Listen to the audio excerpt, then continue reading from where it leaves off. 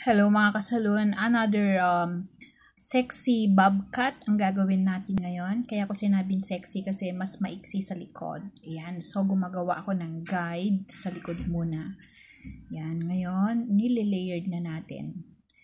Ayan, so ibig sabihin ng sexy mas maiksi. Pagkatapos natin i-layered, ayan, ginamitan ko na siya ng tining scissor. Tining scissor ang ginamit ko para mas gradual yung bagsak niya. Ngayon, second layered na tayo.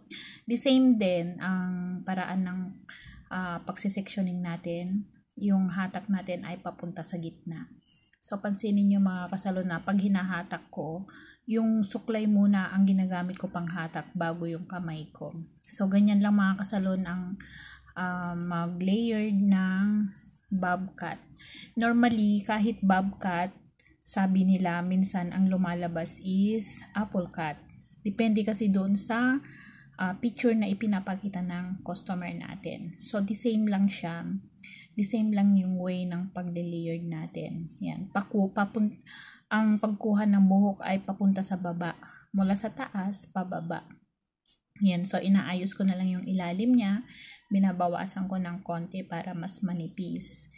Yan. So, lagi natin i-check lagi. Yan. Ngayon, dito naman na sa side, hinahatak ko patalikod para yung layered niya ay mas mahaba sa harap, mas maiksi sa likod. Pansinin niyo mga kasalo na kapag nag-i-straight ako na gupit, hinahawakan ko yung buhok niya. Mas safe kasi yun kapag nasa tenga na siya.